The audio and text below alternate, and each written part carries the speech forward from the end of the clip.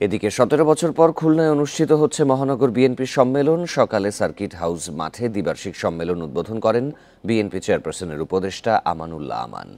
এর আগে সম্মেলনে যোগ দিতে সকাল থেকে মিছিল নিয়ে বিভিন্ন থানা ও ওয়ার্ডের নেতাকর্মীরা আসতে থাকেন। সকাল ১০টায় জাতীয় সঙ্গীত পরিবেশনের পর ফেস্টুন ও কবুতর উড়িয়ে সম্মেলনের উদ্বোধন করা হয়। এবারে সম্মেলনের সভাপতি, সাধারণ সম্পাদক ও সাংগঠনিক সম্পাদক পদে ১২ জন প্রার্থী। সম্মেলনে প্রধান অতিথি হিসেবে ভার্চুয়ালি যোগ দিয়ে বক্তব্য রাখবেন বিএনপির ভারপ্রাপ্ত চেয়ারম্যান তারেক রহমান।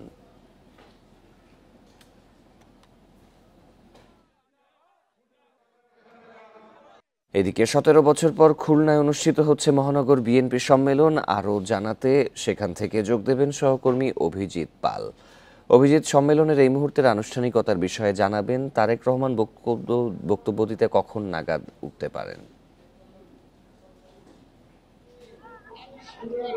দীর্ঘ ১৭ বছর পরে আজকে খুলনাতে আপনার এই সম্মেলন অনুষ্ঠিত হতে যাচ্ছে এবং সম্মেলন 10:30টার দিকে বিএনপি চেয়ারপারসনের উপদেষ্টা আমানুল্লাহ আমান তিনি এই সম্মেলনের উদ্বোধন করেন। এই মহানগরী এলাকার যে ৩১টি ওয়ার্ড আছে এবং ৩টি ইউনিয়ন আছে এবং 5টি থানা আছে, সেই জায়গা থেকে আসলে নেতাকর্মীরা মিছিল সহকারে সম্মেলন স্থলে আসা শুরু করেছে এবং কিছুক্ষণ এখন কেন্দ্রীয় নেতৃবৃন্দ তারা তাদের বক্তব্য শুরু করেছেন।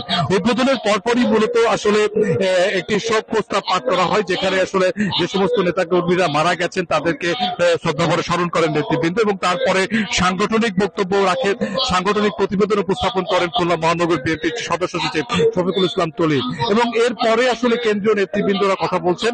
দুপুরের দিকে আসলে এই সম্মেলনের যিনি প্রধান অতিথি বিএনপি ভারপ্রাপ্ত চেয়ারপারসন তারেক রহমান তিনি ভার্চুয়ালি এখানে বক্তব্য রাখবেন বলে আমাদেরকে এখানে এই সম্মেলনের আয়োজকদের পক্ষ থেকে জানানো হয়েছে।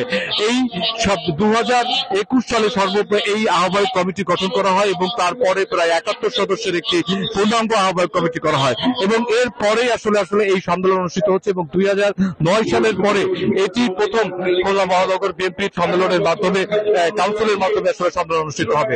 এরপরে অনুষ্ঠিত হবে দ্বিতীয় অধিবেশন এবং দ্বিতীয় অধিবেশনে আসলে মূলত যারা সভাপতি, সাধারণ সম্পাদক এবং সাংগঠনিক সম্পাদক পদে প্রার্থী হয়েছেন তাদেরকে ভোট দিবেন আসলে দলের যারা কাউন্সিলররা রয়েছেন তারা, এবং আমাদেরকে জানানো হয়েছে যে ৫ শতাধিক কাউন্সিলর তাদের ভোটাধিকার প্রয়োগের মধ্য দিয়ে তাদের আগামী দিনের যে নেতৃত্ব সেই নেতৃত্ব তারা নির্বাচন করবেন এবং এর মধ্য দিয়ে আমরা এতক্ষণ পর্যন্ত জানতে পেরেছি যে সভাপতি পদে খুলনা মহানগরীতে এখন ৩ জন প্রার্থী তাদের মনোনয়ন দিয়েছেন, সাধারণ সম্পাদক পদে ৩ জন প্রার্থী মনোনয়ন দিয়েছেন এবং সাংগঠনিক সম্পাদক পদে মোট ৩টি পদ এবং সেই ৩টি পদে ৬ জন প্রার্থী তাদের মনোনয়ন জমা দিয়েছেন।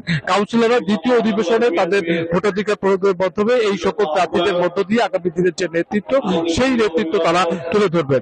এখন আসলে কেন্দ্রীয় নেতৃবৃন্দ বক্তব্য দিচ্ছেন এবং তাদের বক্তব্যে আসলে আগামী যে নির্বাচন আসছে সেই নির্বাচনে জাতীয়তাবাদী দল বিএনপি আসলে কিভাবে তাদের নেতাকর্মীদের নিয়ে জনগণের কাছে যাবে, তাদের প্রতিশ্রুতি কি থাকবে, তারেক রহমানের নির্দেশনা কি রয়েছে, সেই বিষয়গুলোই তারা আসলে মূলত তুলে ধরছে। এখন কেন্দ্রীয় নেতৃবৃন্দের বক্তব্য হচ্ছে এবং দুপুরে প্রধান অতিথির বক্তব্যের পরই দ্বিতীয় অধিবেশন শুরু হবে। সম্মেলন স্থলে এখন নেতাকর্মীরা আসছেন এবং দীর্ঘদিন পরে এই সম্মেলন অনুষ্ঠিত হয় তারা অনেকটা উৎফুল্ল এবং আনন্দিত। খুলনায় বিএনপি সম্মেলনের বিষয়ে জানাচ্ছিলেন সহকর্মী অভিজিৎ পাল।